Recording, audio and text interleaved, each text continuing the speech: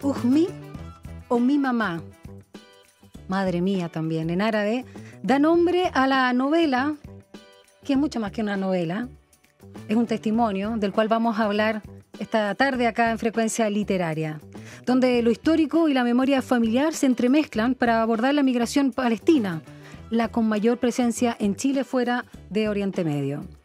Es también una mirada en el tiempo, hace ya más de un siglo, para buscar esas señales que ayudan a comprender por qué cientos de familias dejaron su tierra para asentarse en este continente.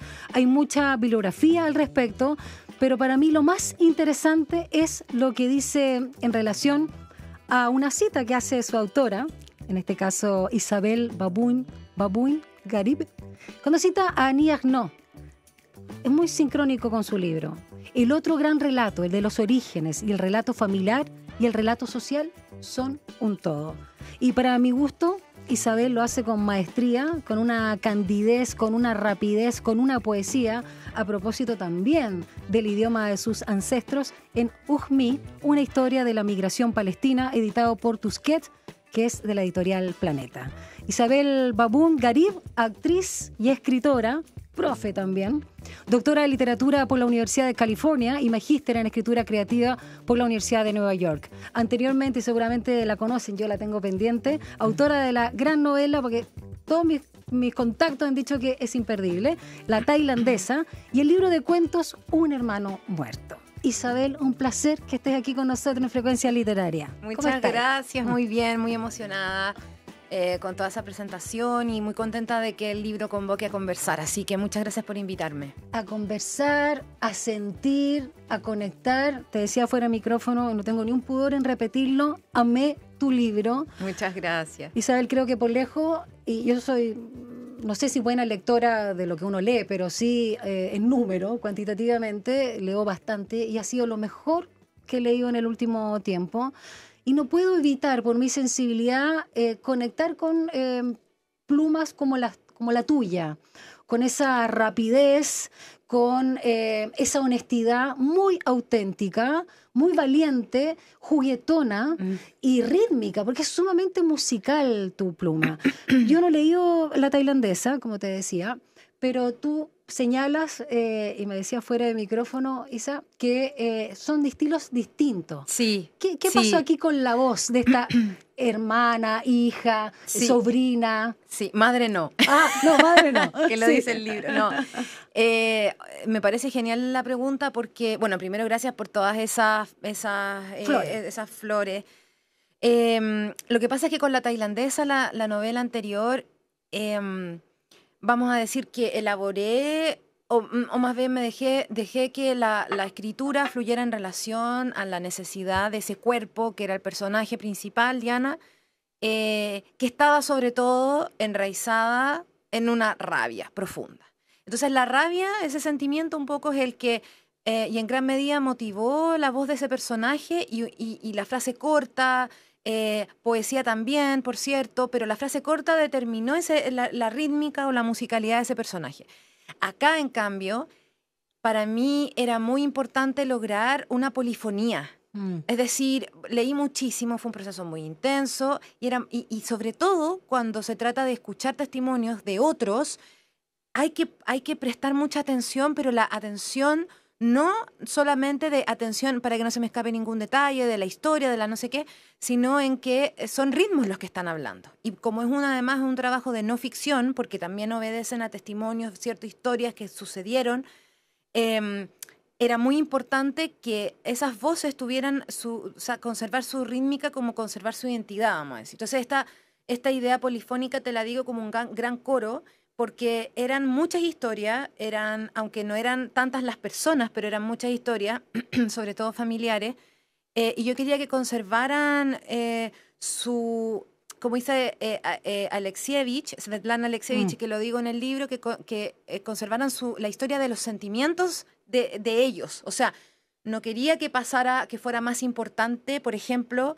que yo quisiera manipular esa narrativa o manipular ese ritmo para que quedara bien o de otra manera, sino tratar de escuchar atendiendo a esa música interna de ese relato. Entonces, desde esa polifonía, yo te decía fuera que es tan distinto al otro libro, porque el otro obedece más a un fluir de conciencia, vamos a decir, unipersonal, este era más polifónico. Aún así hay una voz más o menos protagónica que nos va guiando, que como que nos da la mano para ir entrando en este... no solo en este proceso de buscar, de tratar de descubrir esos silencios en las historias familiares, en los relatos, por miedo, por trauma, por querer incorporarse y buscar una pertenencia, en este caso con los inmigrantes árabes y particularmente palestinos. Y hay un ejercicio súper interesante, yo le decía, yo no sé si desde los paisanos propiamente tal, porque los chilenos también son bastante pudorosos, de una suerte de, más que un anonimato, buscar seudónimos y cambiar los nombres. Yo, por ejemplo, aunque tú no lo dijeras, y porque muchas veces no lo nombra, uno identifica al tío, comillas, Sorba, porque su forma de comunicarse es muy genial, su humor, y así la madre, bueno, Catalina y otros, ¿no? Voces. ¿Cómo se da ese ejercicio cuando tú dices, voy a escribir un libro testimonial, un ensayo, digamos, híbrido también, la usanza de ahora, para hablar de la inmigración, para hablar de la estigmatización de la guerra, pero también de la necesidad de sacar nuestras anécdotas para ir reconociendo un pueblo y una cultura que está en nuestro ADN y está en nuestro campo energético también? ¿Cómo fue eso? Bueno, lo del sentido del humor es clave. O sea, y me encanta que lo hayas percibido, porque efectivamente, o sea, la pregunta por la memoria me parece que nunca es fácil, y menos todavía cuando se trata de una memoria que obedece a una nostalgia de la tierra, a una nostalgia de eso que se dejó atrás. Migrar tiene que ver con entender que algo se rompe, si es que se llega a entender alguna vez. Esto te lo digo, yo viví muchos años o una parte de años afuera, pero yo eso no lo pondría en comparación, por ejemplo, con historias como estas que narro acá, que son sobre todo migraciones forzadas, que son migraciones que obedecen a la respuesta inmediata de una alerta por una guerra, o muchas. O sea, la Gazatí ahora llevan 5 o 6 guerras, los gazatíes, pero Palestina, la mayoría de sus éxodos han obedecido a la urgencia de escapar por producto de guerras y producto de porque la tierra está siendo amenazada, bombardeada, etcétera. Y eso te lo digo porque inevitablemente van a haber historias dolorosas. Sin embargo, en la nueva tierra, o en la tierra que los recibe, como Chile, en este caso, hay una manera también de reencontrarse con esas historias una vez que se vuelven a contar. Y en ese volver a contar, creo que hay un encuentro con la palabra que lleva a tomar una posición distinta que quizás la de ese dolor primero. Porque además estas son historias que en mi familia me las contaron ellos, pero a ellos se las contaron sus padres y así hacia atrás. Entonces, esa posta que se va entregando, inevitablemente es como este juego del teléfono, ¿cierto? Sí. En el que vamos a agregar una pequeña cosa, y no es que se agreguen cosas que no sean ciertas, sino que hay, como tú lo decías recién, una parte de ese sentimiento que es muy de cada uno. Entonces, en el caso de uno de los personajes, vamos a decir, del libro, que es Sorba, que es el lado griego de mi familia, pero que está mezclado con los palestinos, él tenía un sentido de humor muy particular. Sí, por el lado Garib. Garib, sí. Tenía un sentido del humor muy particular al momento de yo preguntarle las historias, pero además pasaba, como en toda familia, que cuando él con mi mamá, que son hermanos, empiezan a recordar juntos, hay una fricción que no, te habla... Tú, no, ya tú, ya cállate. Exacto. No tú. Genial. Que va, es decir, que ya como decías tú hace un rato, o sea, la anécdota ya no es lo importante, porque por lo demás la historia de la migración nunca va a ser una anécdota, pero lo que a mí me parecía alucinante de tratar de llevar a la palabra era precisamente eso, ese intercambio de miradas, esa fricción, la incomodidad que supone traer al presente una serie de historias que para ellos era difícil de volver a levantar, de que germinaran de nuevo en la palabra. Pero hay una teatralidad en la palabra, cuando tú quieres poner en palabras historias que a lo mejor contadas en su primera vez es brutal o puede ser fuerte, pero que levantarlas de nuevo como una puesta en escena es eso, se vuelve una puesta en escena. Entonces, cuando yo convocaba a parte de mi familia que ya cuéntenme esto otro, no, es que no quiero, es que sí, apaga ¿estás grabando? No, no, quiero que grabes. No, pero yo te cuento, oye, pero ¿cómo no sabes esto si yo lo llevo contando toda la vida? No, yo no lo había escuchado. Y es casi que eso podría haber sido sin la identificación del nombre de nadie. No sé si me explico, Sí, porque, sí. porque era muy tengo horas de grabación. Y, y era muy interesante desgrabar esto. Entonces, bueno, eso, el sentido del humor estuvo muy presente y muchas veces ese sentido del humor rápidamente, por un gesto, por una mirada, por algo que se está recordando, pasaba a ser melodramático o pasaba a ser silencioso. Y la otra cosa es lo que tú dices del silencio. Era muy importante, y quizás por eso la poesía fue tan importante también en el libro para mí, de sostener y de convocar. Uno, porque el silencio está siempre en la poesía, y en esta como verborrea constante del hoy, la manera de escuchar es tratar de sacarla, ¿no? De apartarla un poco. Y la otra cosa es que los árabes, y en especial los palestinos, y esto lo aprendí adentrándome en este proceso creativo de este libro en El árabe particular. literario y de los dialectos. El árabe literario, los dialectos, pero también que ellos, los paisanos, los palestinos, la poesía está muy presente en su cotidiano. O sea, habían árabes, palestinos que me contaban cuando de familia y de no familia, que ellos crecen escuchando poesía, que sus poetas nacionales, Darwish, por ejemplo, lo recitan en el colegio, lo recitan en la calle. Entonces, además, el árabe es muy musical, aunque no entendamos, es muy musical, está lleno de sonidos que nosotros no tenemos en el castellano. Y eso también lo hacía alucinante cuando me hablaban de calles, de ciudades, de cosas que ya no existen porque, bueno, fueron bombardeadas.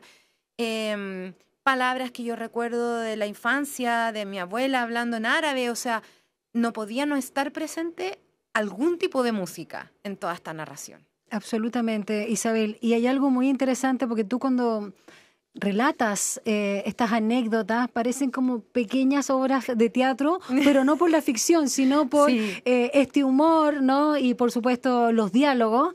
Y te sitúan absolutamente ahí. A propósito de la pertenencia, yo me sentí ahí. Ay, qué me sentí maravilloso. tomando café, me sentí en el mercado central, conversando ahí, averiguando por teléfono algunas cosas. Me sentí con Catalina, tu madre, veía su color, su vestido ahí verde agua, que le hace juego con los ojos, como señalaba. Ay, qué buena memoria. Estuve en todos esos lugares, me situó mucho, me pareció muy interesante. Y hay algo que tú también citas, y quiero saber cómo se aplica a tu libro en este caso, cuando hacen una distinción, una autora, Donna Haraway, que no la ubicaba, entre ficción y hechos. Todos decimos, no, creemos saber la diferencia entre ficción y hechos, pero la que ella da me pareció sumamente interesante y me gustaría cómo tú sientes que la aplicaste para tu libro. Sí, Donna Haraway, a ver, ella es una autora que, bueno, se las recomiendo a todos los que nos están escuchando, tanto por su ficción como por su no ficción. Donna Haraway ha escrito es filósofa, es teórica, es escritora, ha escrito ficción, no ficción, etc.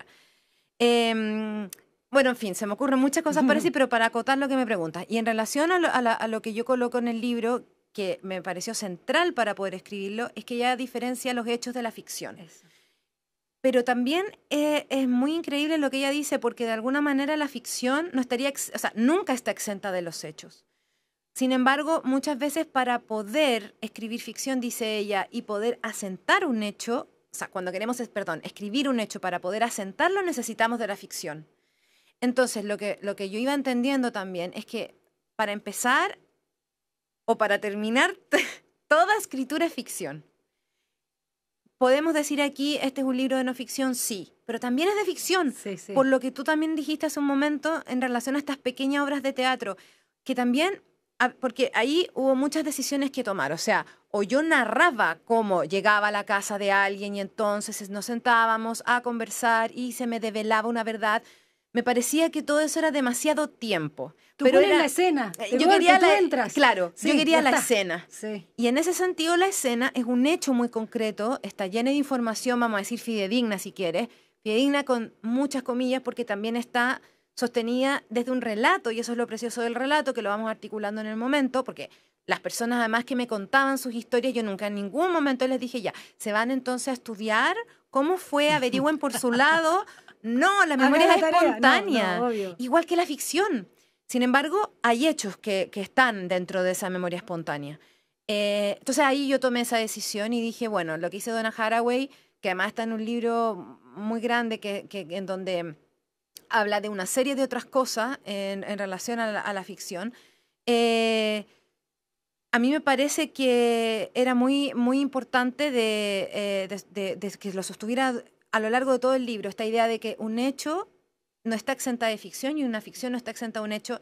Y también por eso hablo en el libro también de esta documentalista que me gusta mucho, Chantal Akerman, que ella, documentalista, o sea, ella trabaja sobre todo con la realidad, pero ella siempre dice que no hay realidad que no sea ficción, tan pronto tú la pones, la enmarcas. O sea, cuando tú la llevas al cine, dice ella, tú estás eligiendo dejar fuera de campo mucho y lo que tú enmarcas y está en tu campo, digamos, de acción, que es lo que nosotros vemos como espectadores, hay una serie de decisiones tomadas. Pero aunque sea cierto, como tomaste decisiones de dejar cosas fuera, ya para ella es ficción. Bueno, entonces en esta idea de la ficción y del hecho, es que dije, esta cita tiene que estar porque también creo que, o sea, quería que lo dijera ella, con sus propias palabras, Donna Haraway, y bueno, y Chantal Akerman, entre medio de todo el libro, porque esta idea cruzó el libro también. Por eso está ahí. Me encantó, me hizo mucho sentido. Isabel Babún Garib nos acompaña esta tarde acá en Frecuencia Literaria, por su libro Ujmi, una historia de la migración palestina. Y es bien bonito porque también nos entregas otros conceptos en árabe. Hay dos preciosos que me gustaría que los contara. Uno muy triste que conocemos un poco, lo hemos visto en la prensa, que es Nakba, que es catástrofe o desastre, sobre todo se sitúa ahí el 48. Uno muy dulce, que suena muy bien para decir abuela, ¿no? Siti. ¿No? Sí, precioso. Sí. Y dos que tienen quizás un pequeño matiz, pero se refieren a una nostalgia y tristeza por aquello que se tuvo o se tiene. Corrígeme si pronuncio mal. Eso, Hanin y Mujine. Sí, Mujine. ¿Está bien? Sí. Esos dos vocablos o conceptos, si tú quieres, tienen mucho que ver con el espíritu, la energía que vibra tu libro Ujmi, y me gustaría que también contaras por qué elegiste este vocablo tan precioso como es Ujmi. A propósito de la lengua materna, sí, eso. la tierra. O sea, a ver, es una palabra, sí, Ujmi. Un solo vocablo. Sí, y tiene el acento acostado que no tenemos en el castellano, porque y por eso también al principio está, para que el lector inmediatamente entre en el universo de la palabra, de la palabra que elegí como título. Y refiere, el acento acostado sobre la I refiere a lo mío. Entonces, Ujmi, porque mamá es y mi mamá es Ujmi. Entonces, esta posesión, de alguna manera la encontré preciosa desde un principio porque habla de la posesión, por favor, no en el sentido de es mío, pero también que no queremos perder nunca, que es la conexión con la madre. Un apego sano. Ya, sí.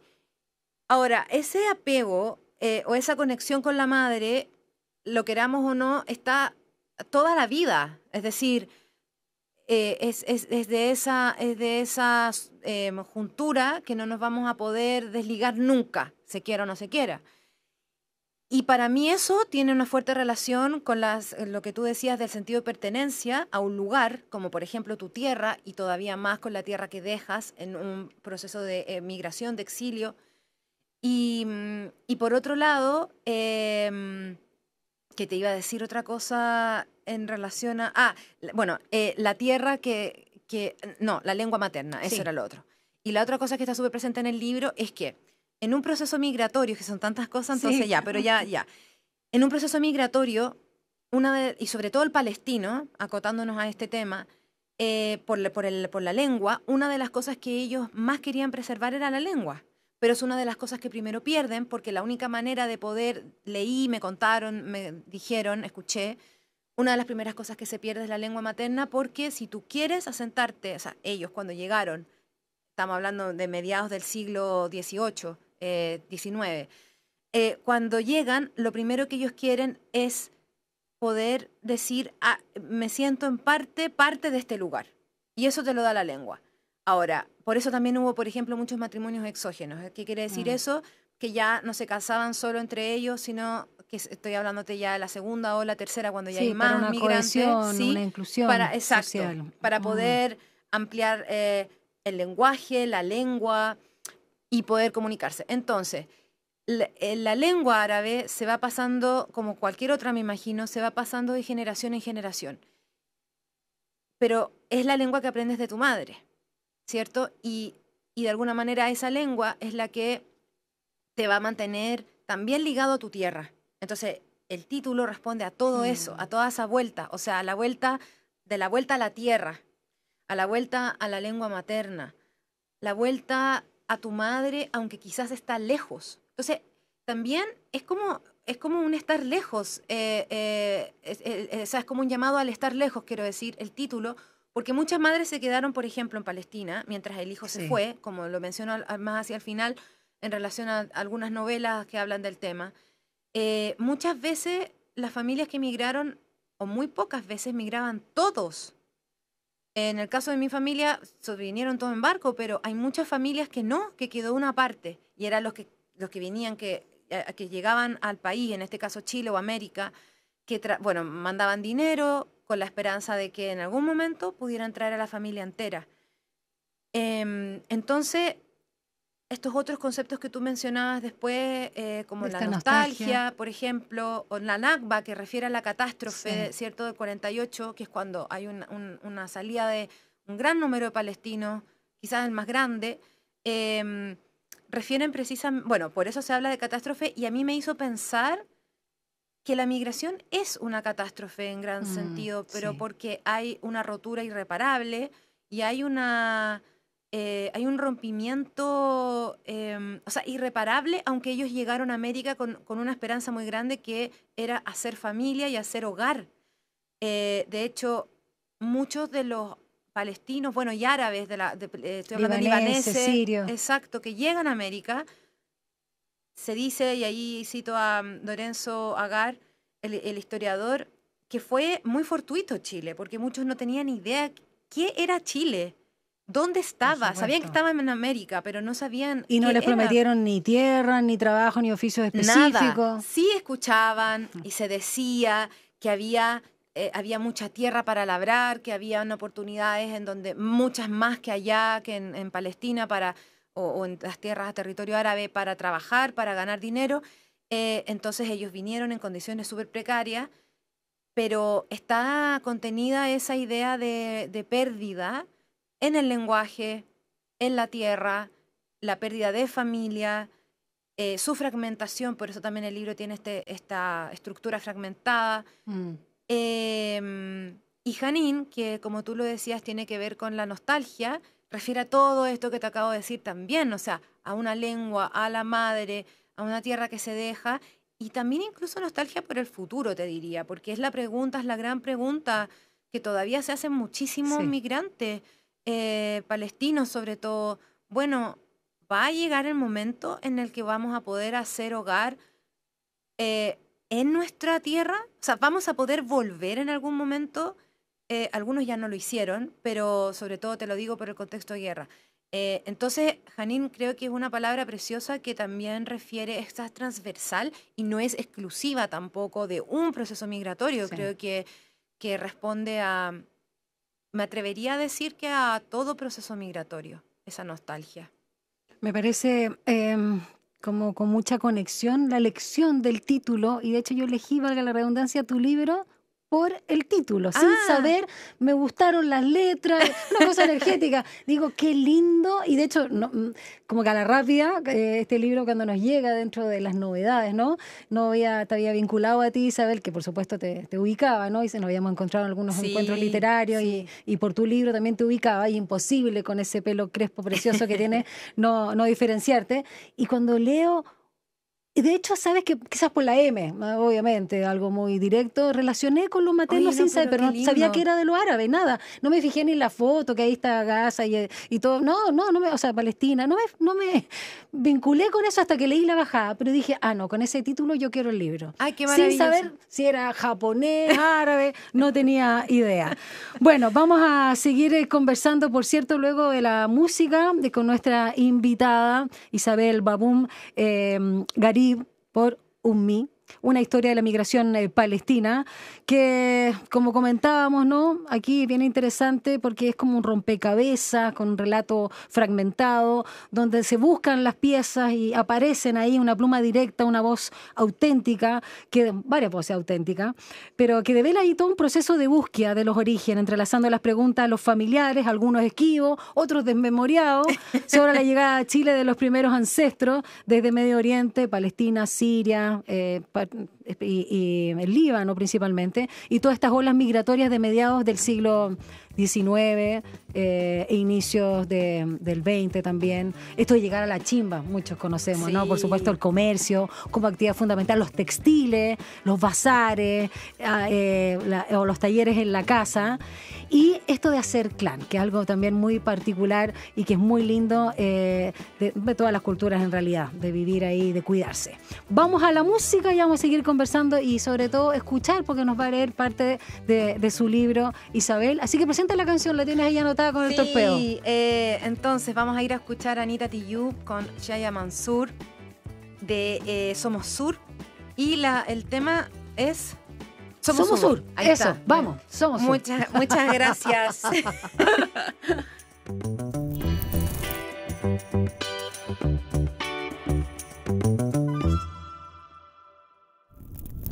Bueno, regresamos luego de escuchar esta canción preciosa, Somos Sur, con nuestra invitada de esta tarde acá en Frecuencia Literaria por Radio USACH, Isabel Baboum Garib, actriz y escritora, que hoy nos trae su maravilloso y precioso libro. A veces cuando digo qué bonito, me queda como baladí el concepto, como que no alcanza la complejidad de lo que quiero expresar por Ummi, una historia de la migración palestina. Y acá hay algo que me hizo mucho sentido porque se escuchó por tanto tiempo, ahora no, porque, bueno, ya lo comentábamos, ¿no? Árabes y palestinos en particular, como los más numerosos en nuestro país, siempre buscaron hacer clan, mucha valoración por el trabajo, el sentido del deber, la responsabilidad, sí, tal cual, la familia como gran valor. No, y eso, perdón que te interrumpa, es súper curioso. Estamos conversando acá. Porque leyendo ese valor que es extraordinario, el del trabajo, al principio eso era visto cuando llegaron como algo no tan destacable. Y ahí quería llegar justamente a esa discriminación y estigmatización, también por la ignorancia, pero también por los documentos con los que venían muchos, ¿no? Para poder salir, emigrar, que esto de los turcos, y que no distinguían a nadie. Y siempre se habló, incluso yo me acuerdo cuando chica, lamentablemente, durante la década de los 80 fuertemente, iniciados los 90, esto de los turcos y patronato, y como sí, pero son turcos, o sea, son como unos otros, y además una cantidad... No, y todo mezclado en un mismo saco. ¿Y para qué andamos con cosas? ¿Para qué andamos con cosas? Siempre todos dijeron, pero no se atrevían mucho, era más para callado, que las mujeres y los hombres árabes en general, por lejos eran los más atractivos. Bueno, por lejos, por lo menos voy a dejarlo en atractivo, sino porque la belleza es subjetiva, pero la atracción, por eso hay después historias vamos a hablar de eso. del tío Dionisio, después vamos a hablar del tío, comillas, Dionisio, que le pusieron ese nombre por razones obvias. Ya, pero volviendo al tema de la migración, hay una pregunta bien interesante de una actividad en la que tú participas, la narradora, cuando una mujer se levanta y pregunta en un auditorio, ¿cómo son felices los palestinos? Me pareció muy importante hacer esa pregunta y queríamos hacerla en general para todos.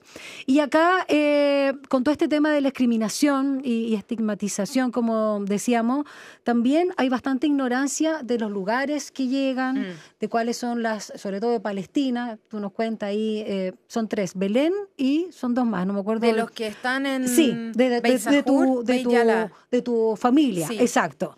Y es muy interesante como también va citando ahí temas como la guía social de la colonia árabe en Chile y otros documentos, las historias. Y me gustaría que leyeras un poco.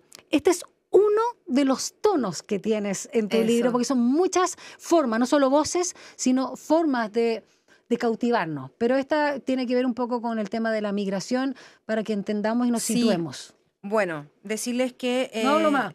No, decirles que fue solicitado por ti, así que muy halagada de que hayas elegido este. Voy a leer un pedazo de esta parte y luego un pedacito de otro tono, como lo dices tú. Perfecto. Ya. Los pueblos árabes han sabido tratar la tierra con método y disciplina, según versan investigaciones y documentos. Los pueblos árabes son capaces de hacer tierra en otra tierra. La comunidad palestina, que ha sido blanco de estremecida violencia contra su tierra históricamente. Irse.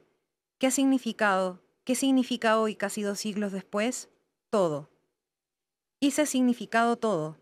Emigrar, huir, llegar, partir, hacer tierra en otra tierra, hacer tierra con la esperanza de ser reconocidos como Estado. No una, sino 5 o 6 guerras gazatíes en los últimos 20 años del presente siglo y todas las que Israel ha perpetrado en contra de ellos. Entonces la tierra, la patria secuestrada, bombardeada, el castigo sobre niños, mujeres y hombres, sin agua, sin electricidad, sin comida. La precariedad y vulnerabilidad de la vida palestina crea un vínculo que se enfrenta a diario, como recuerda Judith Butler, a la aberración de que matar la vida en nombre de la defensa de la vida sea algo posible, incluso virtuoso. Esto es una cita, eso último, de un libro que se llama El paradigma Palestina, sionismo, colonización y resistencia. Hago una pausa para decir que este es uno de los pocos momentos en los que yo refiero tan directamente al conflicto presente, porque es inevitable, obviamente, no hacer referencia a él en relación al pasado, porque este no es un conflicto... Desde el 7 de octubre exacto, del 23, es estrictamente del presente, sino que tiene una historia hacia atrás. Y por eso, y si estamos hablando de memoria, había que referirse a aquello. Bueno, ese es, como decías tú, uno de los tonos del esa libro. Línea no puedes dejar de leerla porque bueno, y termina, me encanta. perdón, y cierra la... después de aquella cita, vuelvo al texto y dice: entonces la tierra obliga al silencio, a recordarla en el silencio, no sin horror. Y termina ese extracto. Y luego yo quiero, para que tengan una idea de otro tono, como decías tú, de manera tan precisa, les voy a leer otro pedazo. Dice: un día baja la escalera. Lleva puesto un vestido verde agua que le llega a los tobillos casi hasta pisarlo. No lo pisa, tan largo que podría hacerla tropezar y el agua de ese verde mojarle los pies. Baja la escalera, no tropieza, no se moja, no cae, pero yo le imagino dándose un resbalón y cayendo escalera abajo porque a mi mamá el drama le queda bien. Ay, ay, ay, desde la escalera, un lamento. Pero lamento tampoco hay. Lo que hay, ella en su vestido ligero verde agua haciendo juego con los ojos. Baja con el temple de quien está pronto a participar de una celebración. No hay celebración. Es ella en la ceremonia. Perdón, es ella la ceremonia. Mi mamá, y aunque no deja estela de perfume tras ella, el ambiente se carga de su paso calmoso. Yo la miro bajar desde el sofá y al caminito que imagino deja, estela dorada. No deja estela, pero sí la música que trae en un parlante del tamaño de su mano colgado al brazo. ¿Aznavour? Le pregunto mirándola bajar escalón por escalón. Él mismo, me dice. Ahora soy libre y hago lo que quiero. Actriz senior para publicidad de televisión. Su rostro en paraderos, videos de YouTube, sesiones en ropa interior para una marca de lencería nacional. La foto, ella en sostén y calzón entre 2 mujeres más jóvenes que ella. Su pelo cano y ondulado en estilo Marilyn Monroe. Una vendedora el día que vamos juntas a esa tienda. ¿Es usted la del catálogo? Mi mamá sonríe, ladea la cabeza. Sí, soy yo. Pero cuando está sola conmigo, sin sonrisa ni cabeza inclinada, me confiesa: ese día cuando me tomaron las fotos no me supieron peinar. Y con pesar acusa injusticia. lo que hicieron con mi pelo, dice. Liso, cuando yo soy crespa. Liso, cuando yo merecía bucles despampanantes perfectamente armados. Liso, ¿te das cuenta? Cuando verse como la Monroe es su sello personal. La única que sabe tratarse el pelo como le gusta es ella. Recuerdo, pero como estar ahí. Qué bonito momento para capturar también cómo tú percibes a tu mamá, qué bonito homenaje y muy en línea, por supuesto, con el título de tu libro, Isabel. ¿Verdad? Y que gana de conocer a tu mamá. O sea, aparte, no solo porque puede ser muy interesante y estupenda, llena El día de del vida. lanzamiento va a estar. Ya, perfecto, ahí la quiero conocer. Algo muy bonito también que está presente en tu libro, con toda esta cosa lúdica, que no es para quitarle peso ni al horror, No. ni al desarraigo, ni al dolor, es más bien porque la vida es así, con estos Y contrapuntos. porque el humor también es político, Pero, como exacto, sabemos, sí. o sea. Y pucha, que es necesario además. Tú recurres a algo que me encanta, que tiene que ver con esa musicalidad, que las canciones por eso tienen estos estribillos o estas partes definidas. Exacto, sí. Hay ciertos como mantra o oraciones, no por el aspecto religioso, sino por el evocativo, a propósito de los silencios, de volver a escribir la historia, Sí. de las mujeres sobre todo, porque además muy bien bonito esto de enterarte que tu línea materna, claro, proviene también de Palestina, pero pasando por Haití. La de mi De tu padre, perdón. Sí, Sí, con el creolé. Sí, la de tu eso, madre con Grecia. Bien bonito porque aparte suena como muy exótico desde el lugar donde estamos acá en Sí. Chile. Pero claro, más allá de los olvidos o este juego del teléfono que se da mucho en la familia, tú también hablas mucho de la mujer palestina, ¿no? Cuánto ha sido acallada, borrada, y todas estas tachas de la historia, toda esta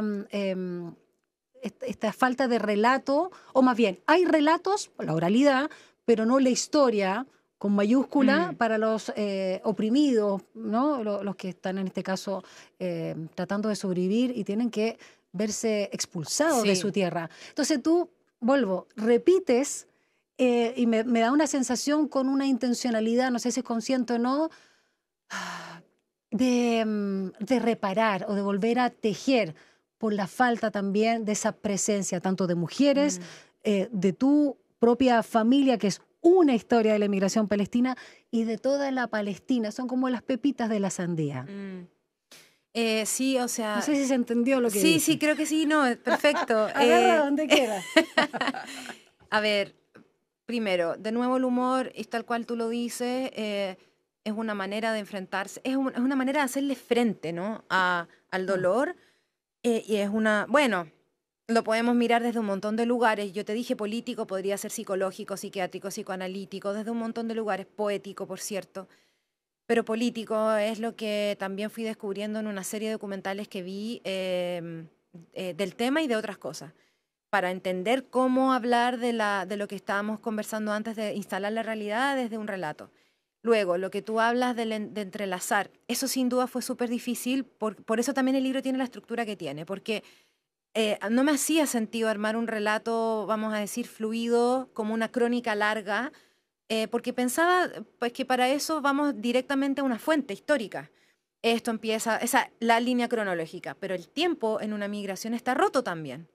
El tiempo en una migración es ir hacia atrás y hacia adelante, y es muy difícil ir hacia el hoy, porque no sabes si va a haber hoy o no, o sea, si hasta mañana o te quedas en el ayer porque es lo que dejaste, tu tierra dejada atrás. Entonces, la línea temporal se rompe.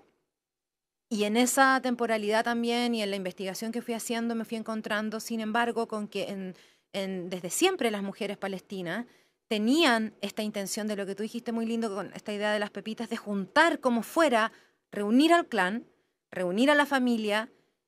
Si ya estaba reunida, que no se desperdigara más, y si se desperdigó por motivos de migración, entonces ellas tomaban un lugar muy protagónico en ese intento, si queremos decirlo, lucha por mantener ese clan.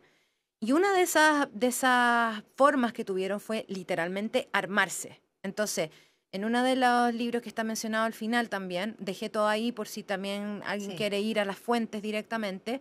Hay un libro maravilloso de una mujer que en España escribe sobre esto, de cómo hubo mujeres palestinas que se armaron, literal, con armas, se organizaron políticamente para ayudar a quienes estaban haciéndole frente a la colonización.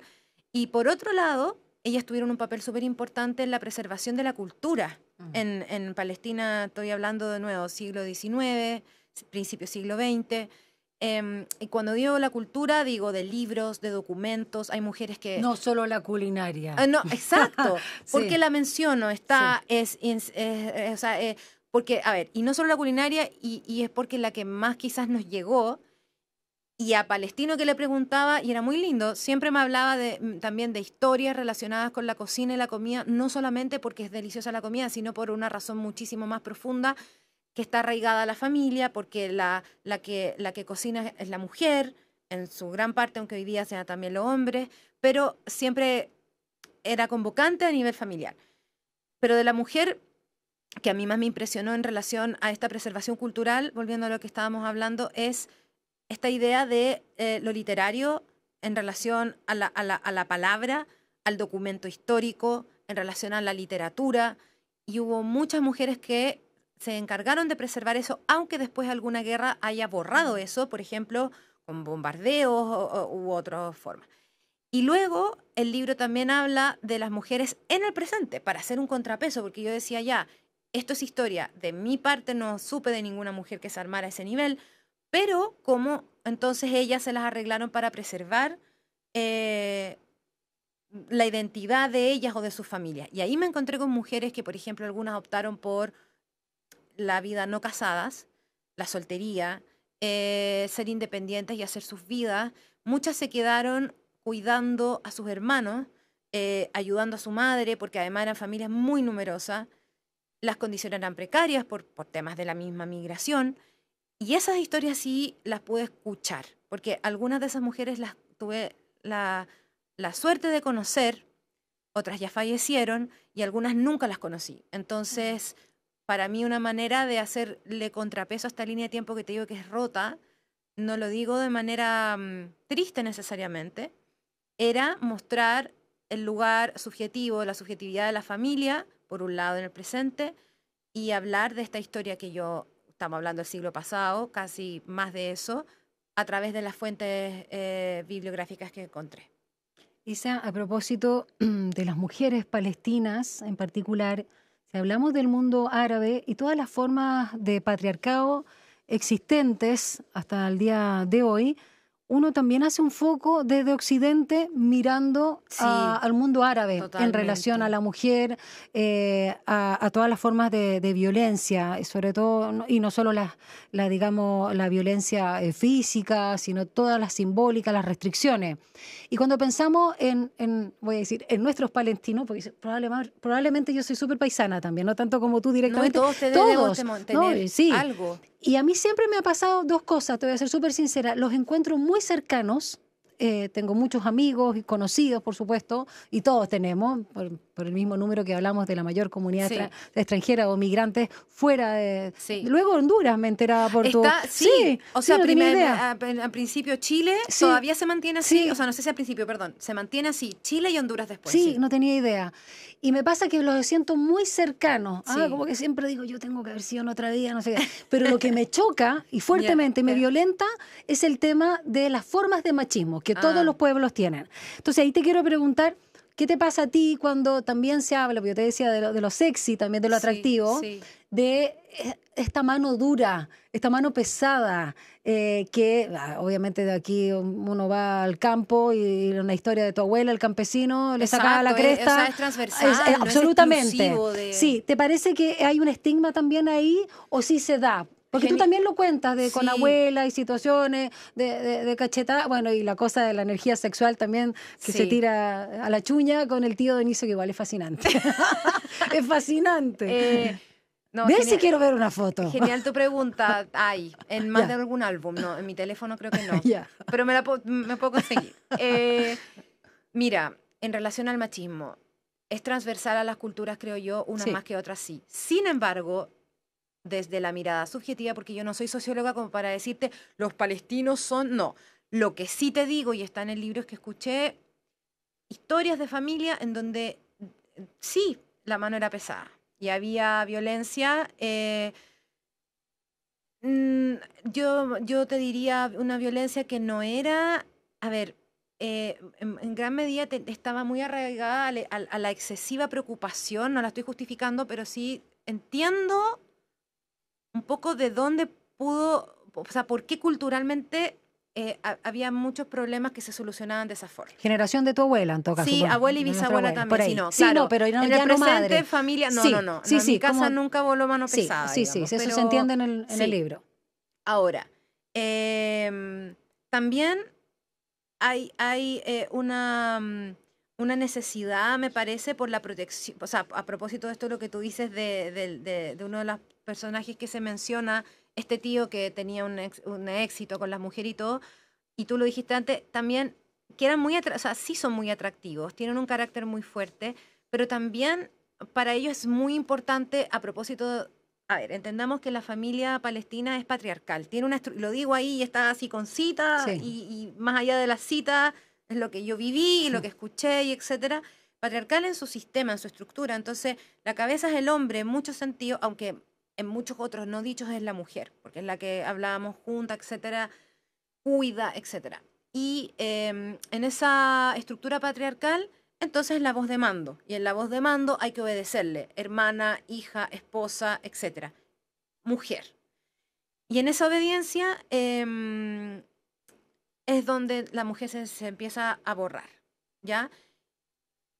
Y entonces tu pregunta No, que siguiente. si tú sentías que era justo o injusto Ah, siempre calificar al mundo árabe, más que los no. palestinos en particular, pero porque son más cercanos a nosotros, Sí. eran más machistas Sí, y más no. violentos, si tú quieres, Yo con la conozco, mujer que otras culturas. yo conozco, o sea, aquí sin ir más lejos, en Chile conozco muchas historias de un machismo tremendo. O sea, a ver, y también de hecho, esto es un extremo, pero toda la violencia contra la mujer que hoy día existe en nuestro país, en gran medida es porque, más allá de la familia como estructura patriarcal, etcétera, es porque todavía muchos de ellos no entienden que somos seres absolutamente autónomos, que podemos tomar decisiones con nuestro cuerpo, fuera y dentro de la casa, etcétera. Entonces yo creo que no es exclusivo en ningún caso de los palestinos. Ahora, creo que sí uno podría tratar de indagar bajo qué condiciones obedece y por qué, y ahí sí yo creo que hay diferencias.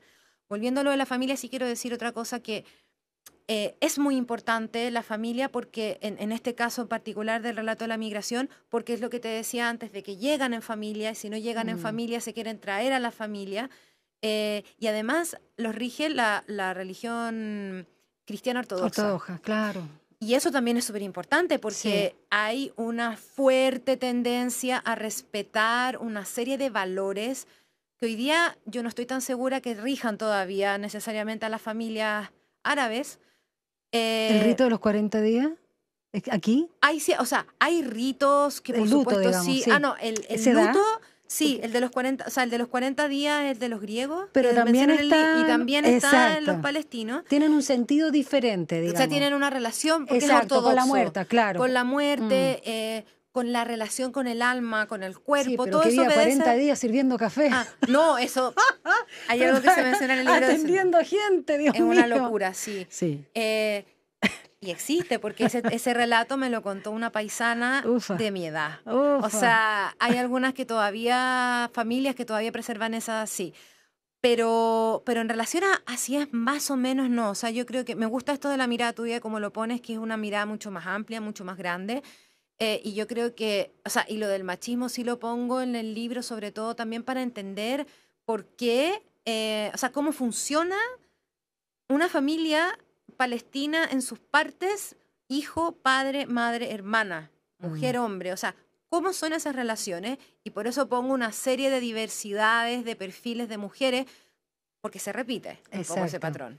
Isa, se nos fue el tiempo Sí. volando, nos vamos a despedir siempre con música y quise elegir justamente canciones que tuvieran sentido con tu libro, pero no antes sin que tú aquí invites.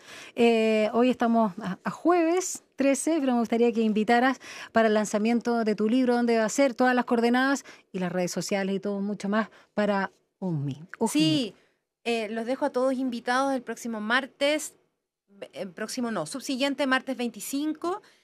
A las 7 de la tarde en el Espacio Ñuñoa, que está en Jorge Washington 116, está al lado del Teatro de la Universidad Católica. Es hermoso ese lugar. Precioso, sí. Lo presenta Andrea Coto y la gran Ale Moffat, así que están todos invitados. ¿A qué hora el martes? A las 7. 25, 19 horas. 19 horas, sí. Perfecto. Esa es la coordenada. Y Excelente. no me alargo más porque hablé mucho. Ya. No, te agradezco enormemente. Una maravilla, precioso tu libro, Muchas lindo gracias. homenaje para todos, para tu familia, por supuesto también para tu entorno, pero para todos los... Es que en realidad yo no creo que exista, a propósito de lo que dice tú, me encalló muy bien, tú, porque no es el primo de ella, es Primo Nicolás. Esa era la forma de nominarlo. Decía, qué lindo, qué elegante decir Primo Nicolás, teólogo, y que ahí tiene ahí todo un cuento con el tío, comillas, Dionisio, y lo junta. Entonces, sí, pues, si somos todos primos, da lo mismo, es una cosa de tiempo nomás, todo una cosa de tiempo, pero somos todos primos. De un siglo, Así de que un da lo año. mismo. Por eso nos llega a todos tu libro. Muchísimas gracias, Muchas gracias felicitaciones. a ti, de verdad. Mira, y quiero que escuches esta canción acá por la 94.5, que es maravillosa, se llama Xena. Y es de un DJ estadounidense contemporáneo, que yo lo conocí por mi hijo, maravilloso, que se llama Skriller. Y con una mujer palestina que tiene una voz y una impronta y un baile en el video que con una fuerza que se llama Nay Barghouti. Así que escucha Xena y con esto nos despedimos. Muchas gracias, Isabel Babún. Que te vaya muy bien. Un abrazo. Un abrazo. Chao.